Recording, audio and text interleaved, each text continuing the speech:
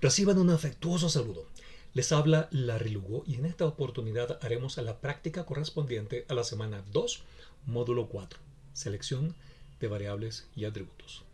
Manos a la obra. Para ello utilizaremos nuestra herramienta por lo pronto habitual, Orange. Las tres partes consistirán en la siguiente. Esta primera sección básicamente la utilizaremos para visualizar nuestros datos y hacer una selección de variables utilizando varios criterios y herramientas, tanto gráficas como analíticas, en esta primera parte de acá. Finalizaremos este primer ejercicio con un pequeño script de Python porque Orange no puede crear una matriz de correlación general. En la segunda parte de esta práctica veremos cómo aplicar la selección de variables utilizando análisis de componentes principales o PCA en inglés, Principal Component Analysis.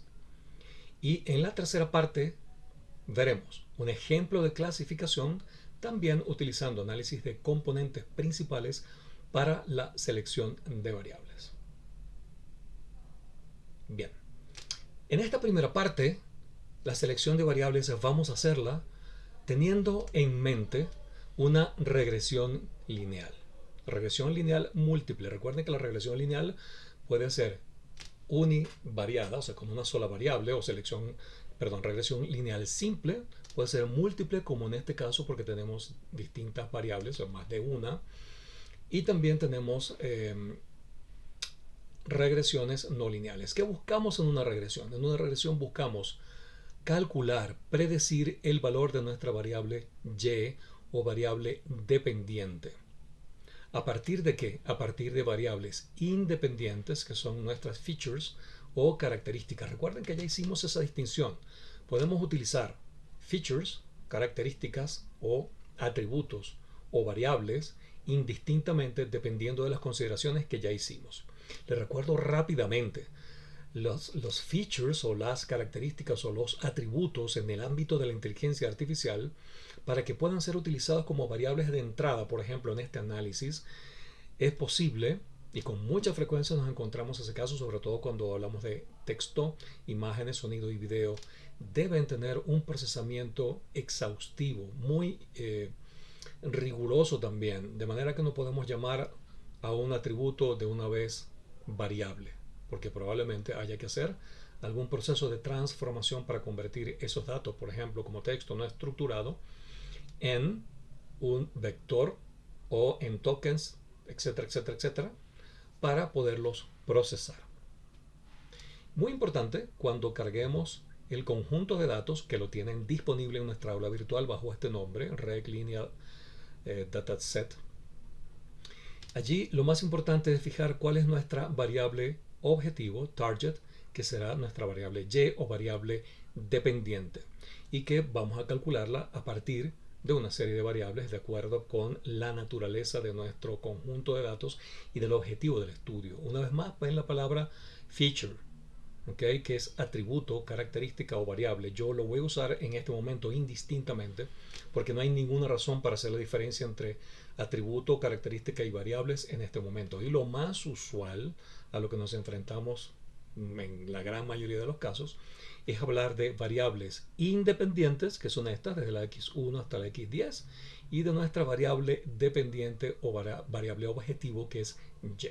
Eso es muy importante porque todo el análisis que vamos a hacer de ahora en adelante tiene que ver con eso, qué es lo que queremos modelar, qué es lo que queremos calcular o predecir, y es la variable y, que es dependiente o variable objetivo. ¿Ok? Y bueno, lo recomendable, lo que hemos estado haciendo hasta ahora, tenemos un conjunto de datos. Por más familiarizados que estemos o no, el primer paso siempre es ver las características de esa data. Está en este caso el panel principal, como ustedes vieron, siempre no se ve muy bien esta flechita, pero el panel principal pues podemos desplegarlo o replegarlo pulsando aquí. Yo ya tengo esto armado para ahorrarnos tiempo, para que el video no sea tan largo, pero recuerden que haciendo doble clic se despliega este mismo panel, las opciones del panel. Si vamos a buscar, por ejemplo, Feature Statistics, pues escribimos, ahí está, F, Feature Statistics, y aquí lo vamos a poder incorporar a nuestro flujo de trabajo. Seleccionándolo lo borramos con suprimir.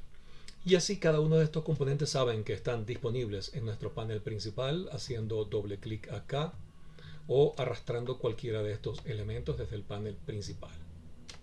Bien. ¿Qué hay acá? Bien, en Features Characteristics, si nosotros ampliamos el panel, vamos a ver, y de verdad que es muy útil, porque lo primero que nos encontramos con nuestras variables independientes, x1, x10, y pueden ver la distribución. Aquí podemos detectar si hay una asimetría, es decir, si los datos, por ejemplo, se acumulan en un extremo en otro, y estadísticamente hablando, eso podría requerir algún tipo de transformación para corregir problemas de distribución. Lo que es distribución, etcétera, lo conversaremos más a fondo el día miércoles a las 7 de la noche, hora Perú, y el día viernes a las el día viernes o el de la próxima semana, cuando la profesora María Isabel aporte en lo que ella quedó encargada de contribuir, que es pues un material para refrescarnos estos conocimientos. Entonces, bueno, este asunto de la distribución es muy importante porque estamos hablando en este caso de una regresión lineal que utilizamos variables numéricas. No es un problema de clasificación, sino de predicción. Las variables son todas continuas, como ustedes pueden ver, y cumplen más o menos los postulados del análisis de varianza, que en este momento no vamos a comentar. Algo importante es que nos muestra información de tendencia, por ejemplo, central, la media, la mediana, y también medidas de dispersión, valores mínimos y máximos para calcular el rango, y nos indica si hay valores perdidos. Como ven, no hay ninguno. Todas las variables tienen 0 valores perdidos. Entonces, primer pasito, Feature Statistic. ¿Cómo accedemos a ese nodo, a ese icono, a ese widget? Hacemos doble clic aquí y buscamos Feature Statistic y allí está. Y luego lo que tenemos es que conectarlo como ya lo hemos hecho otras veces. Por ahora, pues ya lo hicimos y lo borramos. Para hacer este siguiente paso, que es ver cómo se distribuyen, sobre todo cuando tenemos un dataset con muchas variables, tenemos dos alternativas aquí que parecen lo mismo, pero no lo son. Line Plot y tenemos Line Chart. Para utilizar Line Chart deben haber cargado el widget de series de tiempo. Vamos a opciones, verificamos en Add-ons. Add-ons tiene una serie de plugins o de componentes adicionales y debe tener cargado el add-on o el añadido o el complemento de time series o series de tiempo. ¿Ok? ¿Dónde está? Pues ustedes, como ya vieron, pulsamos en opciones, add-ons, añadidos o complementos, y aquí, si escribimos la palabra time, van a ver time series. Yo lo cargué, y ustedes por favor háganlo para poder desplegar Line Chart. ¿Qué hace Line Plot? Pues Line Plot nos da una primera visual de cómo se distribuyen los valores de esas 10 variables de nuestro dataset. Pueden ver que X1 tiene cierta amplitud de los datos, X2 está más o menos concentrada y así por lo consiguiente hasta X6. X7 tiene algunos gaps, algunos agujeros ahí en la secuencia de datos, es decir, puede ser que tenga datos del 10 al 20, pero entre el 20 y 30 no hay, ¿ok? Entre 40 y 50 y hasta el 45, esto es lo que nos indica estos huecos o estos gaps. Lo mismo que X8, ven que hay una dispersión importante de sus datos, X9 no tanto y X10 pues tampoco. Entonces ahí tenemos una primera aproximación con el line plot, o sea que es el gráfico de línea. ¿En qué se diferencia este gráfico de line chart? Pues ya lo van a ver. Fíjense, aquí tenemos también las variables de X1 a X10, pero nos da una idea de cómo se distribuye cada una de esas variables. Fíjense que ahí podemos ver perfectamente cómo adoptan valores a lo largo, por ejemplo, si son series de tiempo a lo largo del tiempo, o si tiene una distribución sinusoidal, etcétera, etcétera, etcétera. ¿Okay? Este set en particular tiene varias distribuciones a propósito para poder hacer con esto una serie de ejercicios actuales y a futuro. Entonces cada una de estas variables, fíjense, tiene una distribución muy particular que lo podemos ver a través del line chart del add-on time series o series de tiempo. Bien, entonces dos formas de visualizarlas, que en la primera nos da una visión general y luego particular de cada una de las distribuciones de las variables. ¿Por qué eso es importante? Porque ya nos puede dar pistas para las transformaciones o posibles transformaciones futuras y ver qué problemas hay que corregir en la data. Repito, en la medida en que ustedes tengan datos particulares de un problema más o menos formulado, una inquietud, un objetivo, va a ser mucho más fácil comprender los fundamentos y la utilidad de estas herramientas. Si no, es muy difícil y tendremos que hacerlo con estas datas teóricas, pues que son, a mi entender, muy útiles para ejemplificarlo, pero no tanto como si ustedes pudieran hacer estos ejercicios con sus datos reales. Con el siguiente paso vamos a ver el gráfico de mapa de calor, heat map. Una vez más, vamos a hacer doble clic, buscamos aquí por heat y ahí lo tienen, ¿no? Pulsamos clic y ahí está.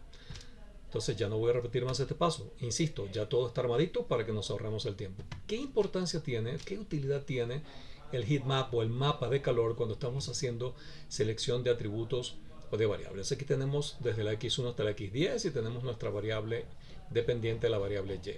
En un mapa de calor, cuando esto se muestra tal cual como lo ven acá, de entrada no vemos el típico mosaico que aparece en esta clase de gráficos. Cuando ese mosaico característico no aparece sino como en este caso barras uniformes, de entrada ya nos dice que muy probablemente allí no exista correlación entre las variables. Cuando este mosaico a lo largo de cada una de las variables vemos que los colores tienen distintas tonalidades y vemos ese característico mosaico, ya eso nos puede dar una indicación de que pudiéramos tener el problema de correlación entre las variables. ¿Y qué es la correlación? De eso hablaremos más adelante, pero recuerden que es la asociación que puede existir entre variables. Cuando una cambia de valores, ¿verdad?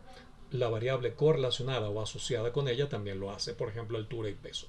Las personas más altas tienden a tener mayor peso, indistintamente de si son más gorditos o más flaquitos. O sea, la contextura influye, obviamente, pero hay una correlación muy marcada y muy directa entre talla o altura y peso. Eso es típico, una típica correlación.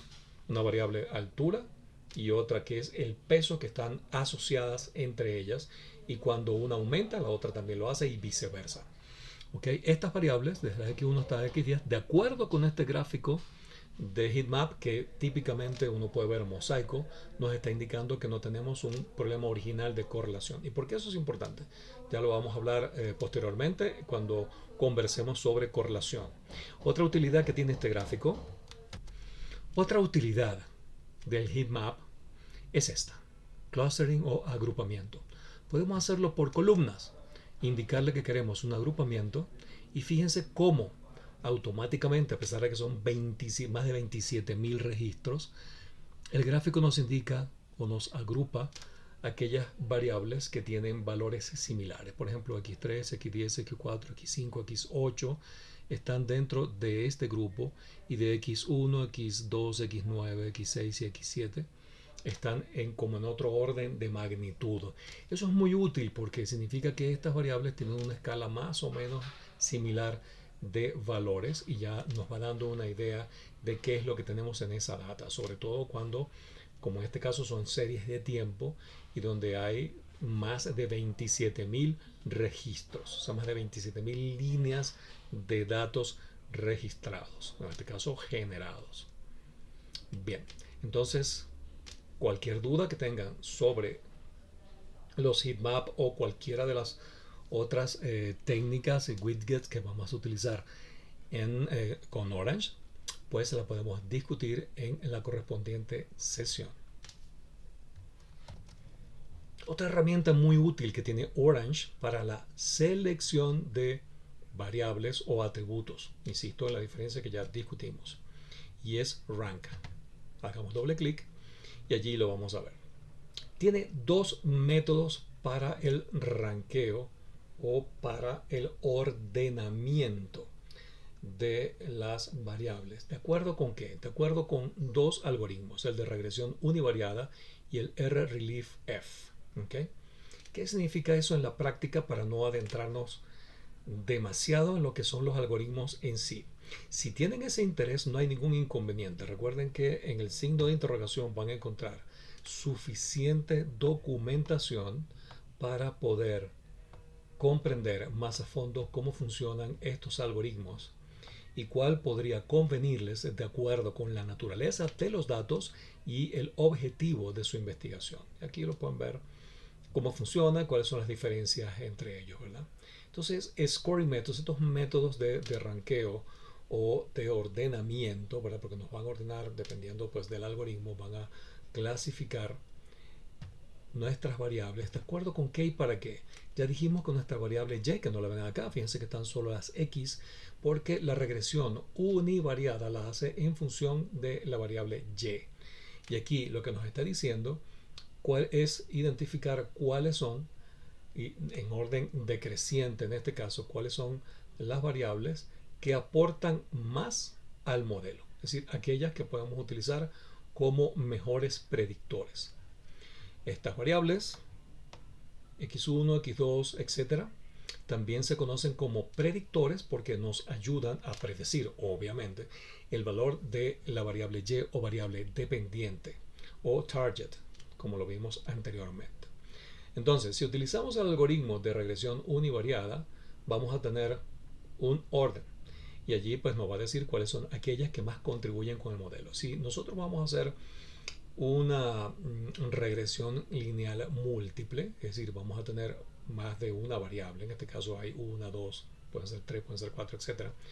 Tenemos y le hemos pedido al modelo, por ejemplo, que ordene las mismas por las mejores ranqueadas, o sea, aquellas que hacen el mayor aporte a la predicción que queremos hacer. Y fíjense que ya me está diciendo que son x6, x10, x9, x2 y x1. Eso obviamente, ¿qué significa? Pues en este set no significa mayor cosa, porque estos son datos que utilizamos para demostraciones. Por eso, de tener ustedes su propio conjunto de datos, su propio dataset de un problema ya predefinido, más o menos enmarcado con un objetivo claro, van a comprender mucho mejor por qué estas 5 variables son las mejores para ser utilizadas como predictores de la variable y, que podría ser, por ejemplo, la nota final de un curso, ¿okay?, que obtiene un alumno en un curso.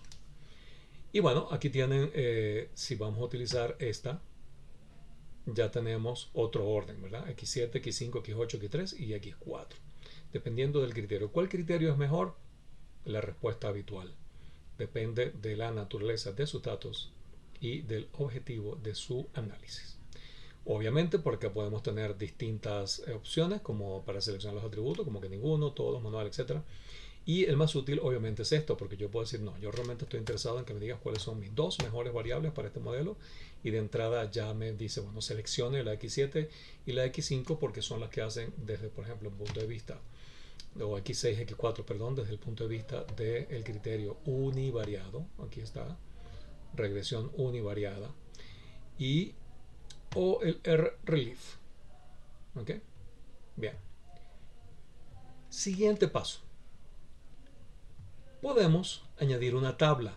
¿Y qué utilidad tiene esa tabla? Bien, primero, ¿qué datos vamos a visualizar?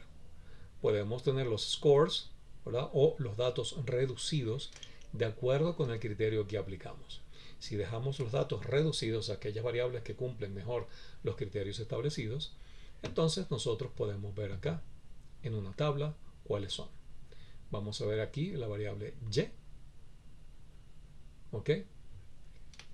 Y vamos a ver acá, como le dijimos, en estos últimos criterios, vamos a poner aquí rank, ¿ok? Por ejemplo, aquí tenemos las dos mejores, tenemos la regresión univariada y tenemos esta tabla. Si la ponemos una al lado de la otra, fíjense que tenemos X6 y X10.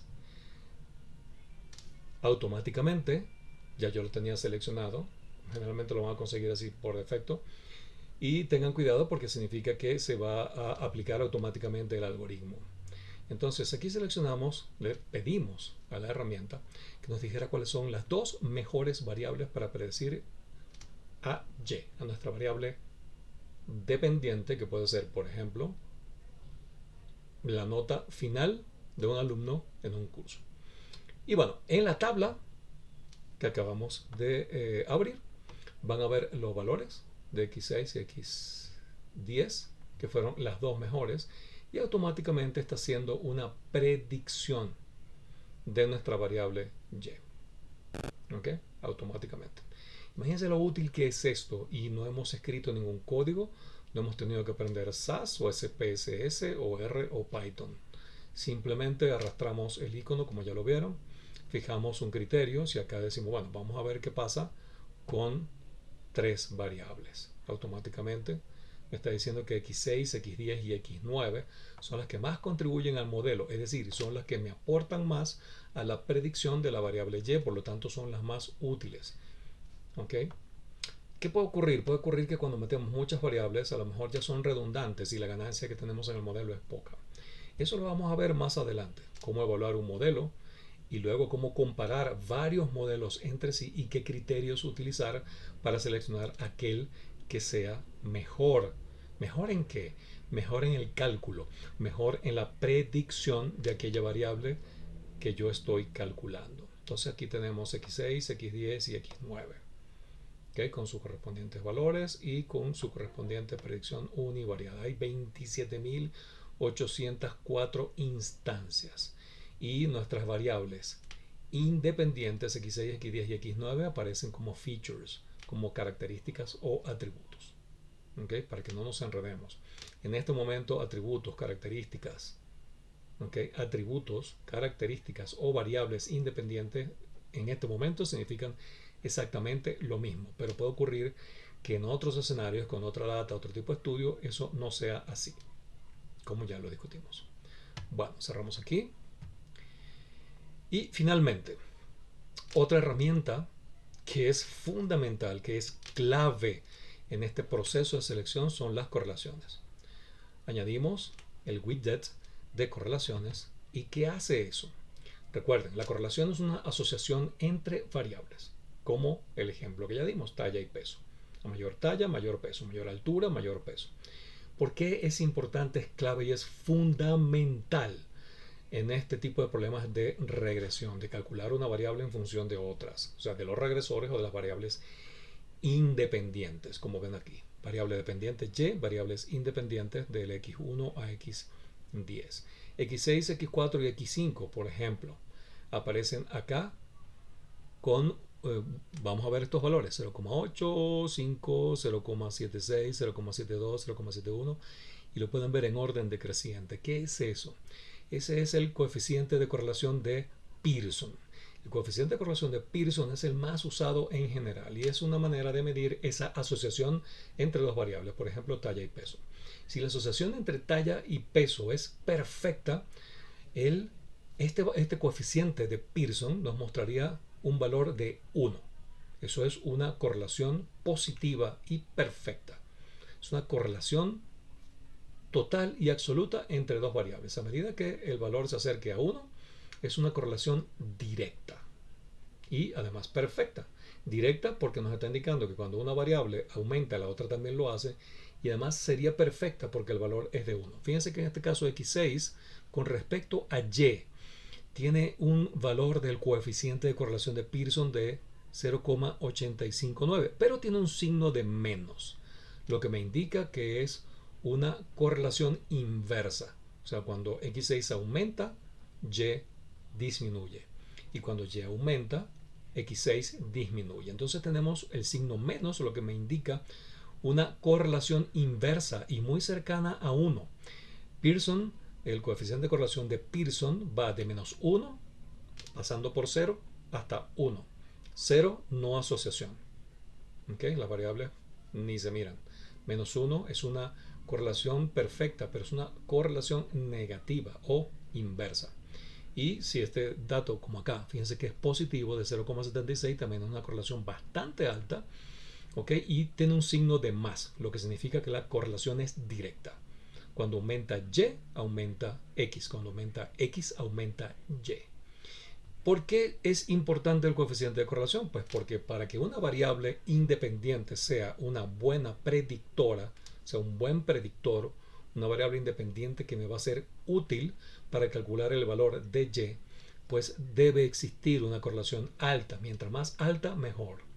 ¿Qué pasa si no tenemos muy buenas correlaciones? Pues a veces tenemos que utilizar varias de estas variables, como pueden ver, desde la mejor hasta la peor.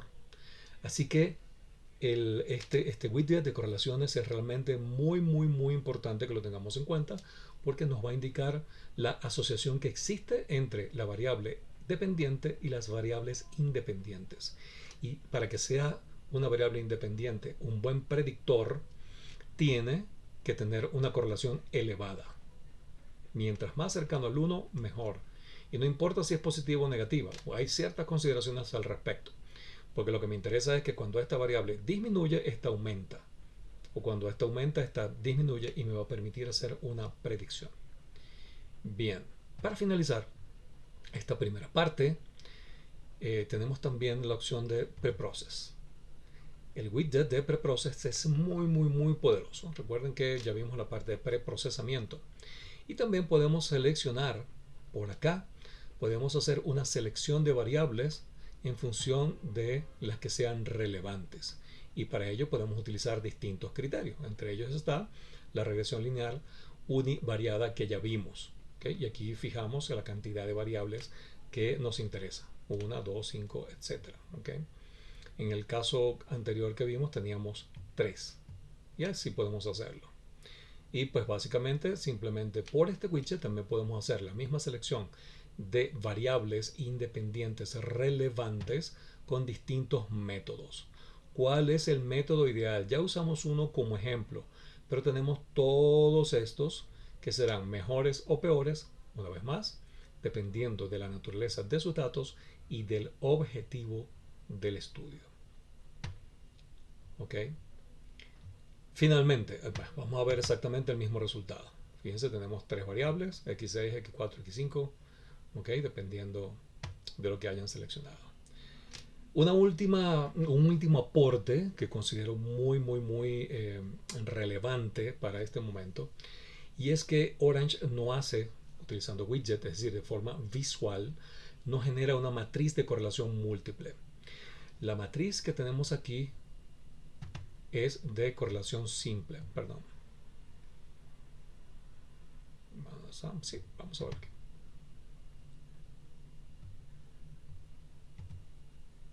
Ok, aquí tenemos una correlación simple entre las 10 variables independientes y nuestra variable dependiente.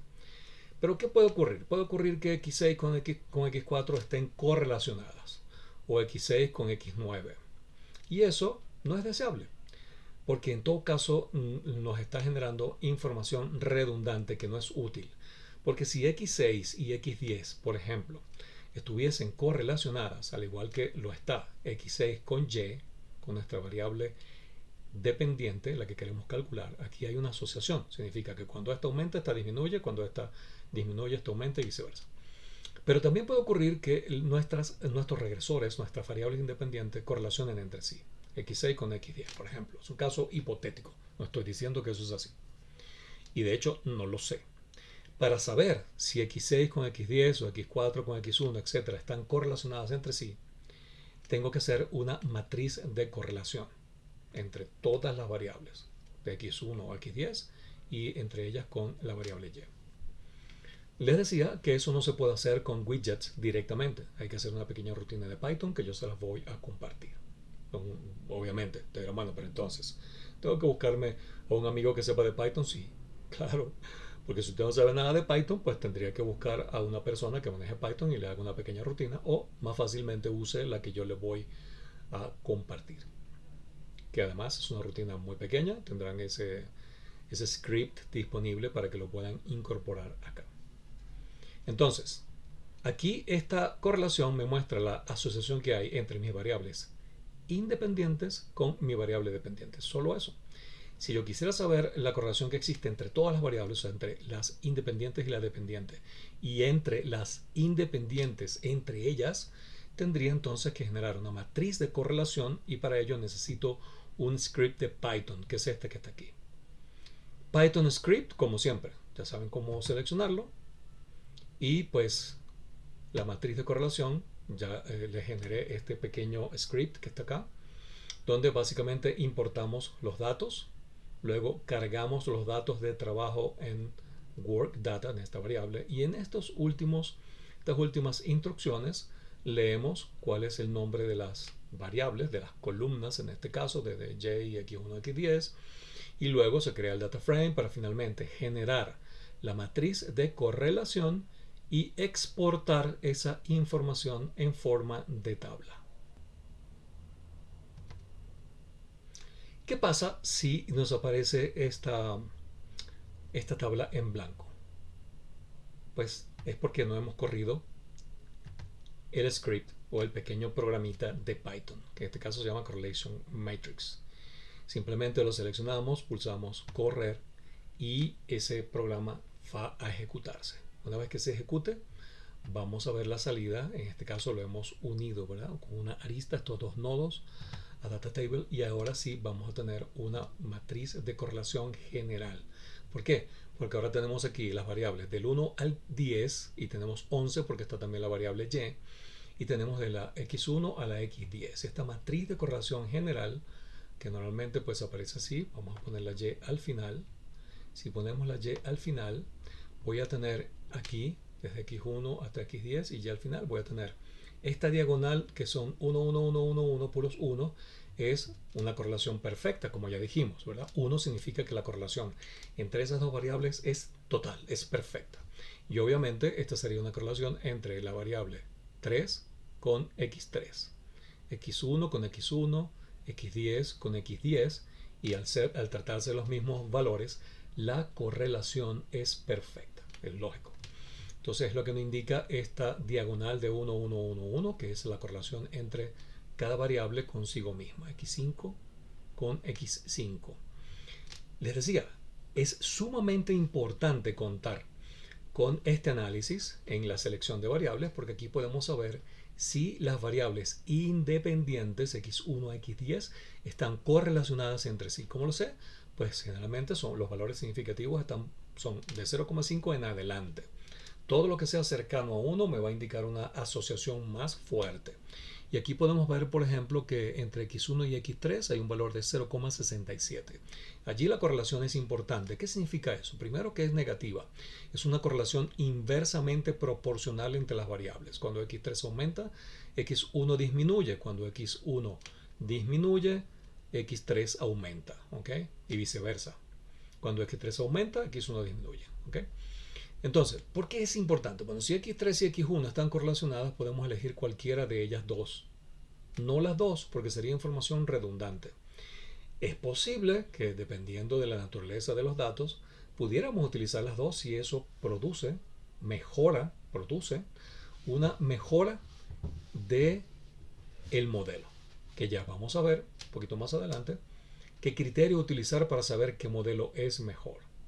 Y pues hablamos de la variabilidad que ese modelo explica, es decir, cuánto de aquello que varía en mis datos, por ejemplo, si es una nota que va de 1 al 100, toda esa variabilidad observada se puede medir con el modelo y saber cuánto de esa variación que yo tengo en mis datos es explicada por mi modelo de regresión. Y bueno, eso y otros criterios los discutiremos más adelante. Entonces estamos hablando de que si hay una correlación inversa o directa entre dos variables x1 y x3, entonces no tiene mucho sentido comenzar un modelo metiendo las dos. De hecho, eso no se recomienda. Y así podemos ver en cada una de estas celdas de la matriz de correlación general, uno, cuáles variables están más fuertemente asociadas con y, y dos, que ya esto lo sabemos, a través del widget de correlación. Pero ahora lo que más nos interesa es saber qué variables están correlacionadas entre sí. ¿Okay? Aquí pueden ver que puedo también ordenar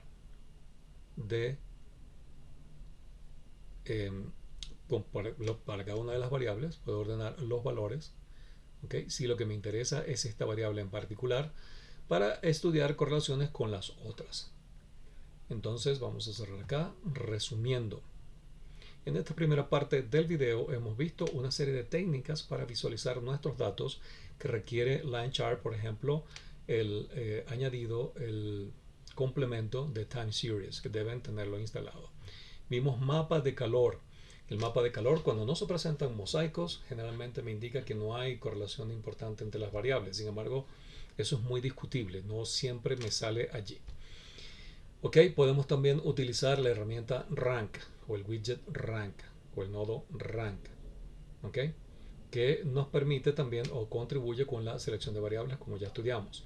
Las correlaciones son realmente clave en este proceso porque debe existir una asociación entre la variable dependiente y las variables independientes para que estas últimas, mis predictores, aporten de manera significativa al modelo, es decir, para que puedan predecir adecuadamente el valor que yo estoy calculando. Entonces, ese predictor, esa variable independiente, debe estar correlacionada con mi variable dependiente. De otra manera, va a ser muy difícil que el modelo sea bueno. Finalmente, con Preprocess también tenemos herramientas para hacer preselección de variables con distintos métodos que serán más o menos buenos dependiendo de, como ya lo hemos dicho reiteradamente, la naturaleza de los datos y el objetivo de nuestro estudio. Y finalmente recuerden que la matriz de correlación múltiple hay que generarla con Python. Hay una diferencia importante porque en Correlations este widget solo me calcula la correlación entre mis variables independientes y la variable dependiente. O sea, una sola, tenemos, fíjense, un solo tipo. Digamos, este análisis es de las variables independientes con respecto a la dependiente, pero no entre las independientes entre sí. X1 a X10 son mis variables independientes o predictores, cuyos valores yo voy a emplear para calcular el valor de la variable Y con distintos modelos. En este caso es una regresión lineal múltiple porque tiene más de una variable. Si fuese Y en función de X6 sería una regresión lineal simple y eso lo veremos con más detalle luego. ¿Okay? Pero básicamente es una línea recta, es un modelo matemático, ¿verdad? De la línea recta porque es una variable en función de otra. Pero aquí yo no tengo la más remota idea si estas variables independientes están asociadas entre sí. Para saberlo necesito generar una matriz de correlación, que es esta. Y para hacerlo, pues debo emplear un pequeño código en Python que está a su completa disposición, que ya les expliqué, y donde pues básicamente generamos manualmente esta matriz de correlación general donde están todas mis variables independientes y cómo están o no asociadas entre sí y qué grado de asociación tienen. Porque, por ejemplo, yo puedo ver acá, entre la 8 y la 1 tengo 8 y 1 tengo menos 0,3. ¿Okay? Que me indica una mayor asociación que cuando tengo 0,07, donde prácticamente no hay. Pero para que sea realmente significativa, estamos hablando de valores iguales o por encima de 0,5. Y mientras más cercano a 1, mejor, como ustedes pueden ver, ¿verdad? Cuando nosotros hacemos el cálculo del coeficiente de correlación de Pearson entre X4 con X4 es 1 porque son los mismos valores entre esos mismos valores. O sea, es X4 con respecto a X4.